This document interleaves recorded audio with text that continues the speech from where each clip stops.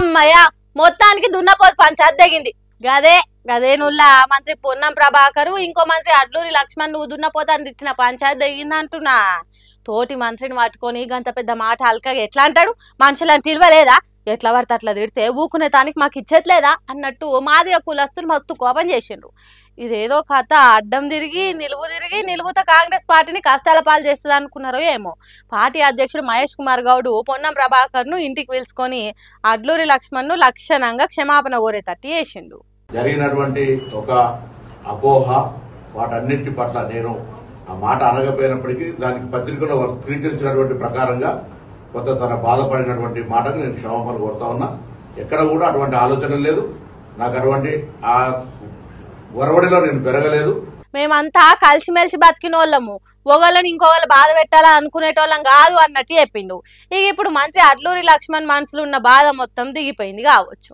మరి లేకుంటే ఏంది, కరీంనగర్ జిల్లాల కలగలుపు ఉన్న మంత్రి పొన్నం ప్రభాకర్ అన్నే దున్నపోతు అంటే దుఃఖం రాదా?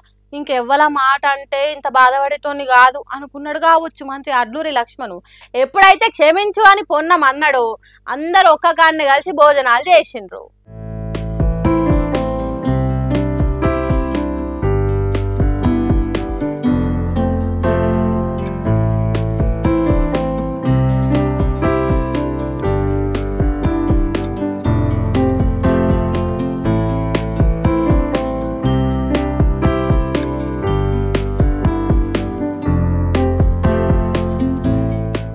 ఏగాదానికే ఫీల్ అయితే ఎట్లనే లక్ష్మణ్ అన్న అని పొన్నమంటే ఇంకెప్పుడు అట్లా అనుకుంటే నేను ఓర్చుకుని ఉండేటోని కావచ్చు. కానీ ఇప్పుడు మన మంత్రులం కదే, మళ్ళా నువ్వు అన్నది ఎక్కడనో కాదు మీడియా మైక్ల ముంగట అంటే డప్పు కొట్టి సాటింపు వేసినట్టు అయినాయే.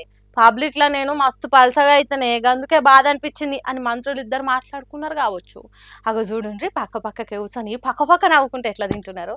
ఎంతైనా కాంగ్రెస్ పార్టీ ఓన్రీ తిట్టుకున్నా కొట్టుకున్నా ఎంబటే కలిసిపోయే పద్ధతి చెయ్యి గుర్తు పార్టీకే సాధ్యం కావచ్చు కదా. చిన్న పోరలు కస్స దగ్గుతున్నారని కాఫ్ సిరప్ తెచ్చి తాగిపిస్తున్నారా? అయితే ఈ ముచ్చట జరంత చెవులు పెద్ద చేసి నాలే అయ్యవ్వలు. ఎంత తొందరగా తక్కువ అయితే అంత మంచిదని మెడికల్ షాపోలు ఇచ్చిందే తెచ్చి పోసేటోళ్ళు ఇంకింత పైలంగా ఉండాలి. దగ్గు మందుతోని పెద్ద ప్రమాదము, పిల్లలు పీనుగలు అవుతారట. అది దగ్గి పానాలు పోయేటట్టున్నాయని వచ్చిరాని టానిక్లు పోస్తే ఉన్న పానాలు ఉసిపోతాయట. అందుకే తెలంగాణ సర్కారు రిలీఫ్ అనే దగ్గు మందును, రెస్పిఫ్రేస్ టిఆర్ అనే దగ్గు మందులను రాష్ట్రంలో ఎక్కడ అమ్మొద్దని నిషేధం చేసింది. ఈ నడుమ ఔషధ నియంత్రణ ఏజెన్సీ 2 దగ్గు మందులలో కల్తీ జరిగిందని, వీటిని వాడితే ప్రమాదం 10 నిమిషాలల్లో ఇంటి ముంగట ఉంటుందని తేల్చిందట. అందుకే తెలంగాణ సర్కార్ తేరుకొని రెస్పిఫ్రేస్ టిఆర్ రిలీఫ్ అనే మందులను బొందల పోసినా పనికిరావని నిషేధం పెట్టింది. కాబట్టి ఇప్పటికైనా అయ్యవ్వలు ఆలోచన చేయుండ్రి. మెడికల్ షాపోలు ఏది చేతిలో పెడితే దాన్ని పట్టుకొచ్చి పిల్లలకు మూతల కొద్ది దాపిచ్చుడు ఆపుండ్రి. డాక్టర్ చెప్పిన మందులనే వాడుండ్రి. సొంత వైద్యం చేసి పిల్లలను ఆగం చేసుకోకుండ్రి. రిలీఫ్, రెస్పిఫ్రేస్ టిఆర్ అనే మందులను యాది పెట్టుకొని వీటిని ముట్టకుండ్రి. లేకుంటే మీ పిల్లల భవిష్యత్ బర్బాద్ అవుతుందని అంటుండ్రు. దగ్గు మందుతో ప్రమాదం అని తెలిసిన వాళ్ళంతా.